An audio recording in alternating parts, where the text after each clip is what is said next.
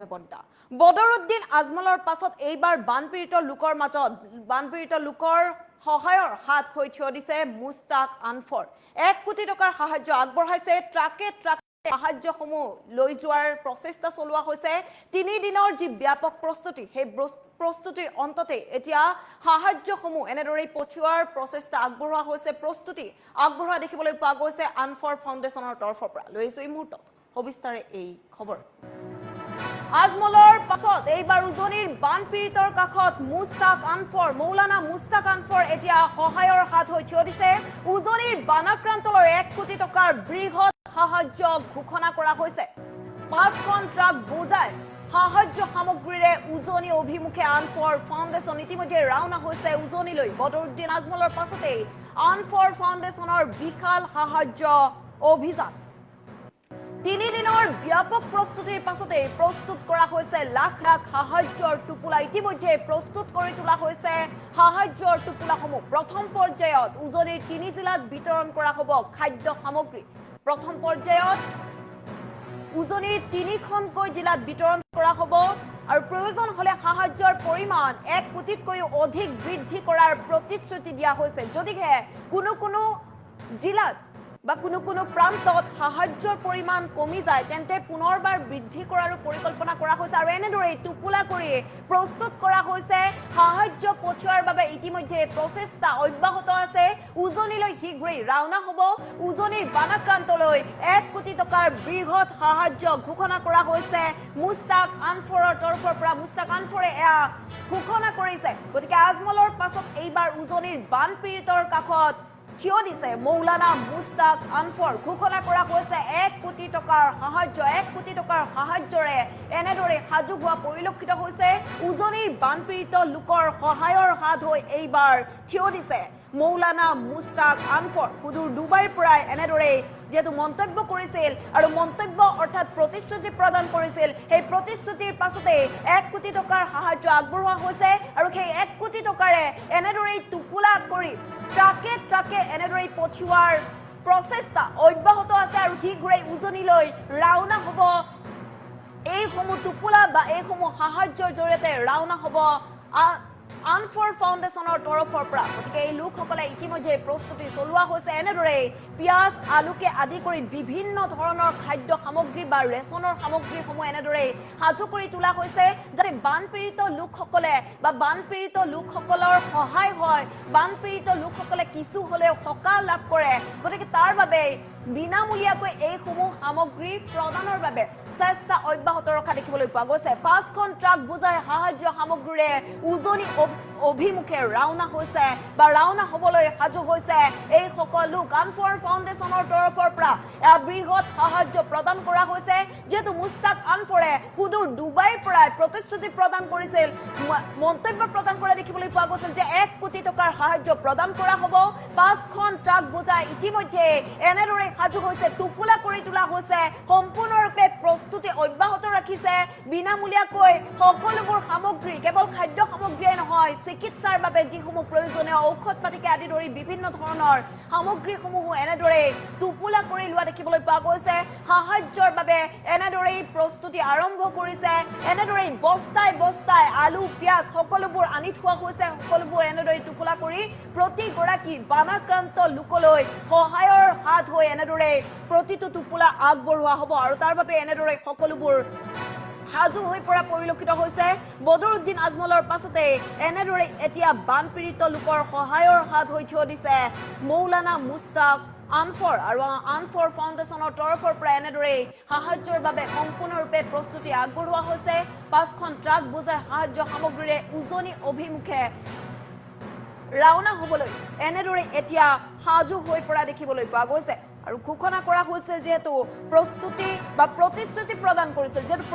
প্ৰদান কৰিছিল আৰু ইতিমধ্যে এনেদৰে প্ৰস্তুতি অব্যাহত আছে শীঘ্ৰেই উজনিৰ বাবে ৰাওনা হ'ব উজনিলৈ ৰাওনা হ'ব উজনিৰ বানপীড়িত লোকসকলৰ কাষত সাহস হৈ থিয় দিব সহায়ৰ হাত হৈ থিয় দিব আৰু এনেদৰেই সকলোবোৰ সামগ্ৰী সাজু কৰি তোলা হৈছে সাহায্যৰ বাবে সকলোবোৰ সামগ্ৰী সাজু কৰি তোলা হৈছে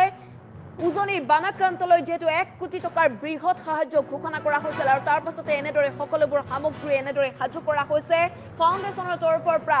আনফৰ ফাউণ্ডেশ্যনৰ তৰফৰ পৰা এনেদৰে সাহায্য ঘোষণা কৰা হৈছে 5খন ট্ৰাক বুজাই সাহায্য সামগ্ৰীৰে উজনি অভিমুখে আনফৰ ফাউণ্ডেশ্যন বদৰুদ্দিন আজমলৰ পাছতে আনফৰ ফাউণ্ডেশ্যনৰ বিশাল সাহায্য অভিযান আৰু 3 দিনৰ ব্যাপক প্ৰস্তুতিৰ পাছত প্ৰস্তুত হৈছে লাখ লাখ সাহায্যৰ টোপোলা প্ৰথম পৰ্যায়ত উজনিৰ 3 জিলাত বিতৰণ কৰা হ'ব খাদ্য সামগ্ৰী আৰু তাৰ পাছতে অন্যান্য ঠাইসমূহলৈ যোৱা হ'ব উজনি অসমৰ বিশেষকৈ যিসমূহ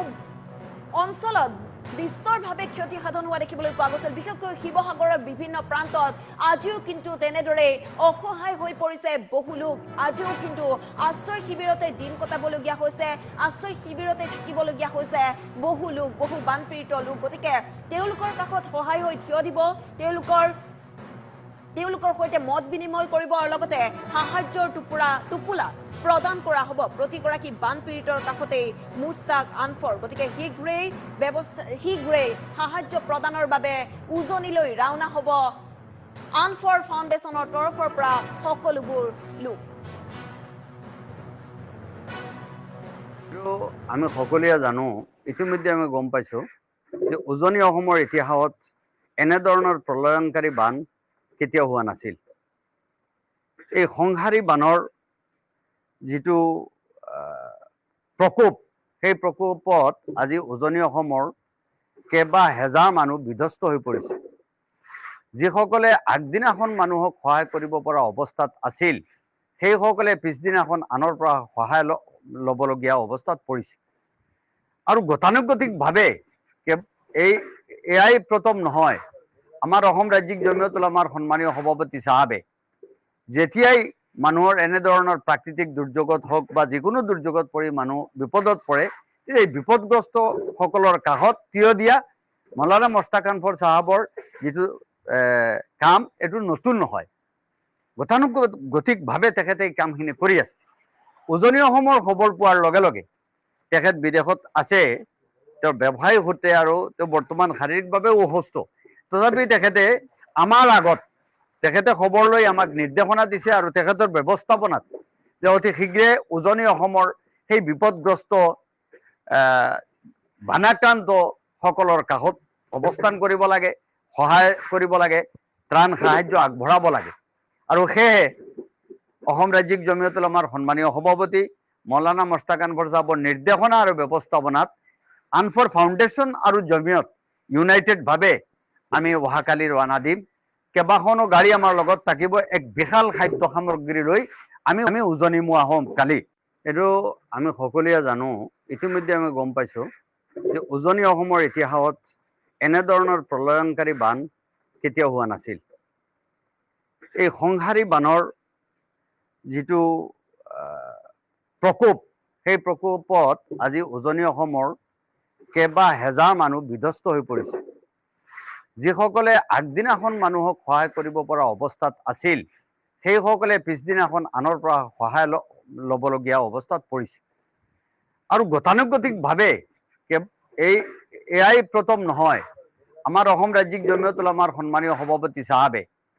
যেতিয়াই মানুহৰ এনেধৰণৰ প্ৰাকৃতিক দুৰ্যোগত হওক বা যিকোনো দুৰ্যোগত পৰি মানুহ বিপদত পৰে এই বিপদগ্ৰস্তসকলৰ কাষত থিয় দিয়া মৌলানা মুস্তাক আনফৰ চাহাবৰ যিটো কাম এইটো নতুন নহয় গতানুগতিকভাৱে তেখেতে এই কামখিনি কৰি আছে উজনি অসমৰ খবৰ পোৱাৰ লগে লগে তেখেত বিদেশত আছে তেওঁৰ ব্যৱসায়িক সূত্ৰে আৰু তেওঁ বৰ্তমান শাৰীৰিকভাৱে অসুস্থ তথাপি তেখেতে আমাৰ আগত তেখেতে খবৰ লৈ আমাক নিৰ্দেশনা দিছে আৰু তেখেতৰ ব্যৱস্থাপনাত যে অতি শীঘ্ৰে উজনি অসমৰ সেই বিপদগ্ৰস্ত বানাক্ৰান্ত সকলৰ কাষত অৱস্থান কৰিব লাগে সহায় কৰিব লাগে ত্ৰাণ সাহায্য আগবঢ়াব লাগে আৰু সেয়ে অসম ৰাজ্যিক জমিয়ত উলামাৰ সন্মানীয় সভাপতি মৌলানা মুস্তাক আনফৰ চাহাবৰ নিৰ্দেশনা আৰু ব্যৱস্থাপনাত আনফৰ ফাউণ্ডেশ্যন আৰু জমিয়ত ইউনাইটেডভাৱে আমি অহাকালি ৰাওনা দিম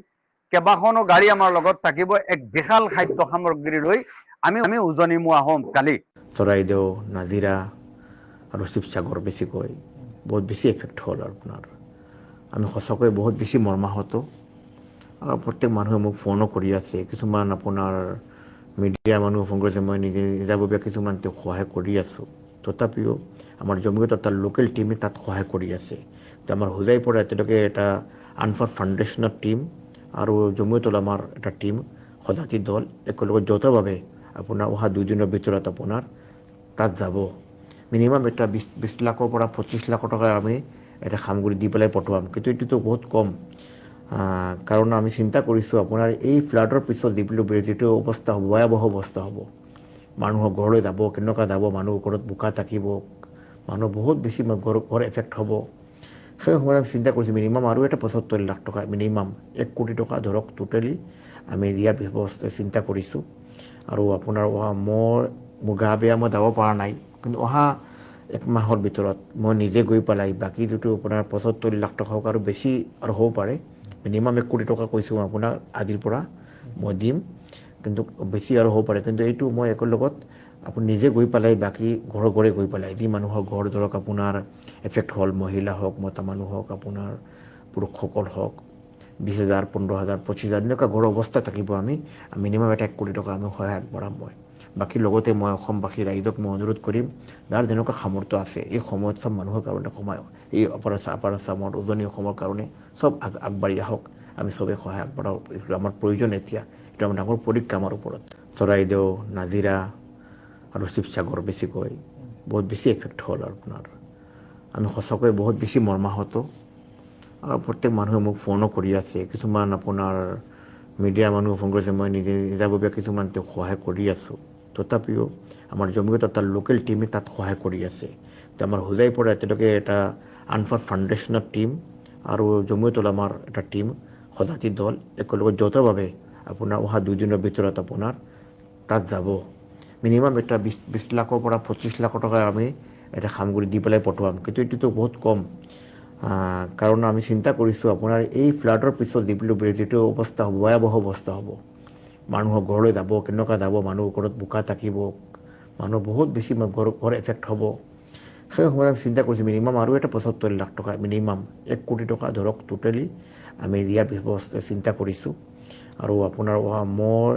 গা বেয়া মই যাব পৰা নাই কিন্তু অহা 1 মাহৰ ভিতৰত মই নিজে গৈ পেলাই বাকী যিটো আপোনাৰ 75 লাখ টকা হওক আৰু বেছি আৰু হ'ব পাৰে মিনিমাম 1 কোটি টকা কৈছোঁ আপোনাৰ আদিৰ পৰা মই দিম কিন্তু বেছি আৰু হ'ব পাৰে কিন্তু এইটো মই একৰ লগত আপুনি নিজে গৈ পেলাই বাকী ঘৰে ঘৰে গৈ পেলাই যি মানুহৰ ঘৰ ধৰক আপোনাৰ এফেক্ট হ'ল মহিলা হওক মতা মানুহ হওক আপোনাৰ পুৰুষসকল হওক 20,000 15,000 25,000 এনেকুৱা ঘৰৰ অৱস্থা থাকিব আমি মিনিমাম 1 কোটি টকা আমি সহায় আগবঢ়াম মই বাকী লগতে মই অসমবাসী ৰাইজক মই অনুৰোধ কৰিম যাৰ যেনেকুৱা সামৰ্থ্য আছে এই সময়ত চব মানুহৰ কাৰণে সোমায় এই আপাৰ আছামৰ উজনি অসমৰ কাৰণে চব আগবাঢ়ি আহক আমি চবেই সহায় আগবঢ়াওঁ এইটো আমাৰ প্ৰয়োজন এতিয়া এইটো আমাৰ ডাঙৰ পৰীক্ষা আমাৰ ওপৰত চৰাইদেউ নাজিৰা আৰু শিৱসাগৰ বেছিকৈ বহুত বেছি এফেক্ট হ'ল আপোনাৰ আমি সঁচাকৈ বহুত বেছি মৰ্মাহত আৰু প্ৰত্যেক মানুহে মোক ফোনো কৰি আছে কিছুমান আপোনাৰ মিডিয়া মানুহ ফোন কৰিছে মই নিজে নিজাববীয়া কিছুমান তেওঁক সহায় কৰি আছোঁ তথাপিও আমাৰ জমিয়ত এটা লোকেল টিমে তাত সহায় কৰি আছে তো আমাৰ হোজাই পৰা এতিয়ালৈকে এটা আনফাৰ ফাউণ্ডেশ্যনৰ টিম আৰু জমিয়তুল আমাৰ এটা টিম সজাতি দল একেলগে যৌথভাৱে আপোনাৰ অহা 2 দিনৰ ভিতৰত আপোনাৰ তাত যাব